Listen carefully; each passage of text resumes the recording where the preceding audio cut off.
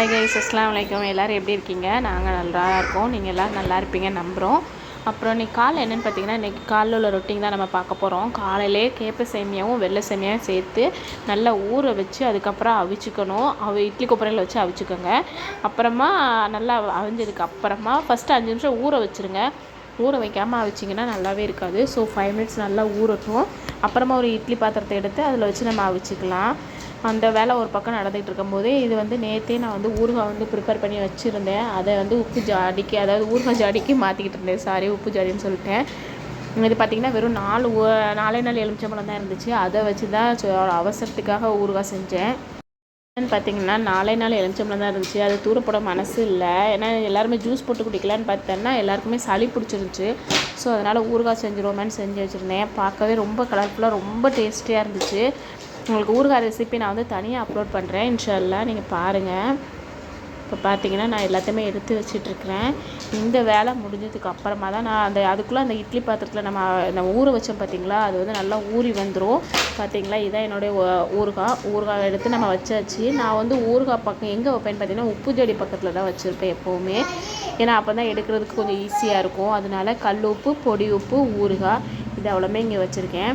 இது காலையில். இது நாங்கள் மத்தியானம் இன்றைக்கி ஃப்ரைட் ரைஸ் சாப்பிட ஆசையாக இருந்துச்சு. அதனால சரி அவங்கள்ட்ட கேட்டிருந்தேன் ஹஸ்பண்ட்ட.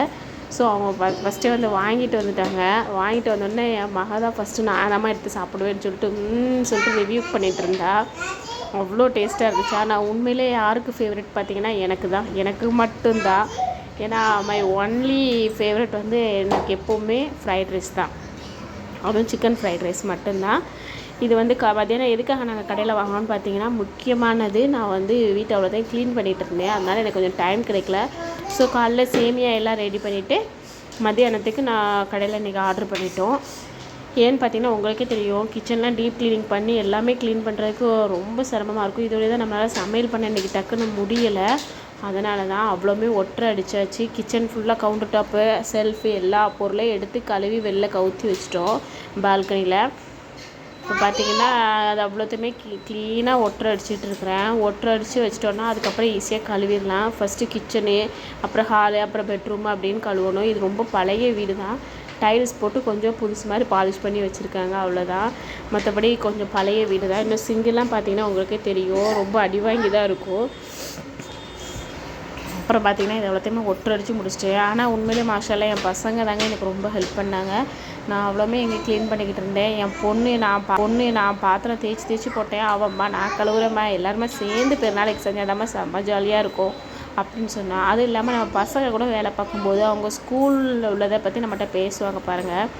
அப்படி நம்மகிட்ட பேசிகிட்டே நம்ம இருக்கும்போது அவங்களுக்கும் வேலை பார்க்கும்போது நமக்கு ஜாலியாக இருக்கும்.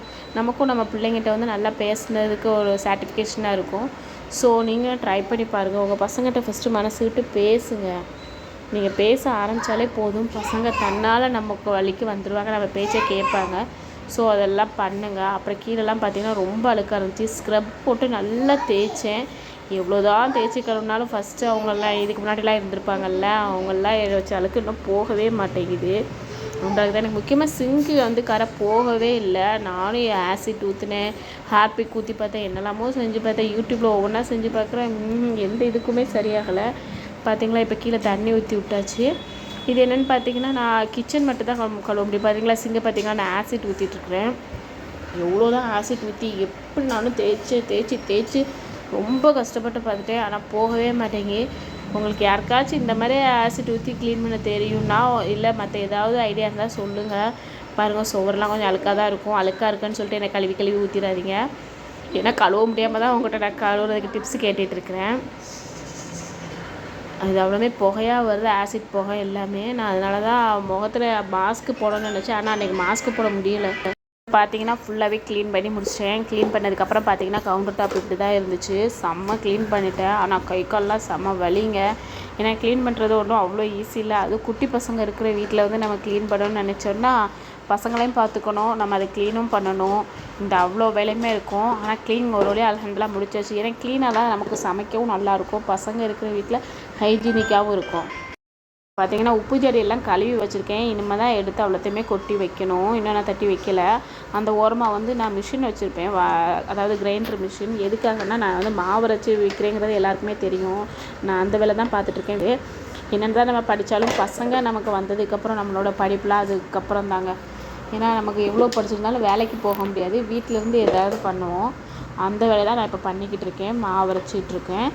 அல்ஹம்துலில்லாஹ் ஓரளவு ஓடுது. ரொம்ப எதிர்பார்க்க முடியாது, ஒரு 10 பாக்கெட்டுக்குள்ளே ஓடுன்னு வைங்களேன், அந்தளவுக்கு ஓடுது. இது அவ்வளோ நாங்கள் வந்து எல்லாமே அடுக்கி வச்சுருக்கோம் பாத்திரத்தை. இது எல்லாம் என் பையன் தான், மூத்த பையன் தான் எல்லாத்தையுமே அடுக்கி வச்சேன். நான் கழுவுனேன், நான் தேய்ச்சி போட்டேன். என் மகன் கழுவுனா, என் பையன் வந்து அவ்வளோத்தையும் அடுக்கி வச்சான். என் குட்டி பையன் எல்லாத்தையுமே கலைச்சி வச்சான். அதுதான் நடந்துச்சு. இங்கே பாருங்கள், எல்லாத்தையும் கழுவி வச்சாச்சு. இப்போ இதை எவ்வளோத்தையுமே எப்படி வெளில கொண்டு வந்தோமோ அதே மாதிரி அவ்வளோத்தையுமே உள்ளே கொண்டு போய் சேர்க்கணும். அதுதான் பெரிய வேலை. அவ்வளோ பொருளையும் அழகாக தட்டி அது இருக்கிற இடத்துல நம்ம எடுத்து வைக்கணும். என் பால்கனி வந்து ரொம்ப குட்டி தான். ஸோ நான் அதுக்குள்ளே தான் எல்லாத்தையுமே எடுத்து வச்சுருந்தேன். அப்புறம் எல்லாம் நல்லா காஞ்சிருச்சு. முதல்ல நான் சீனி தட்டி வச்சுக்குவோம் அப்படின்னு சொல்லிட்டு சீனி தான் எடுத்து தட்டிக்கிட்டு இருந்தேன். ஒரு கையில் கேமராவும் ஒரு கையில் இதை வச்சு தட்டினதுனால என்னால் ஒழுங்காக தட்டவே முடியலை. சீனியெல்லாம் தட்டி வச்சிட்டேன். இனிமேல் தான் எல்லா பொருளுமே எடுத்து தட்டணும். அதுக்கு முன்னாடி ஷெல்ஃப் வந்து நல்லா காஞ்சிருச்சு. ஸோ அதில் வந்து ஃபஸ்ட்டு பேப்பர் எல்லாத்தையுமே விரிச்சிக்கலாம் அப்படின்னு சொல்லிட்டு பேப்பரை விரிச்சிட்டு இருந்தேன். என் பையன் தான் எனக்கு வீடியோ எடுக்க ஹெல்ப் பண்ணிகிட்டு இருந்தான். என் பசங்க எனக்கு எப்போவுமே ஹெல்ப் பண்ணுவாங்க, மாஷா அல்லாஹ். அதெல்லாம் எந்த குறையுமே கிடையாது. எங்கள் பசங்க தான் எல்லாமே ஹெல்ப் பண்ணுறதில்ல. நான் எடுக்கிறேம்மான்னு சொல்லிட்டு அவனே எடுக்க வந்துட்டான். என்ன சில நேரம் கொஞ்சம் வம்பு பண்ணுவான், அவ்வளோதான். வீடியோ பிடிச்சிருந்தா லைக் பண்ணுங்கள்.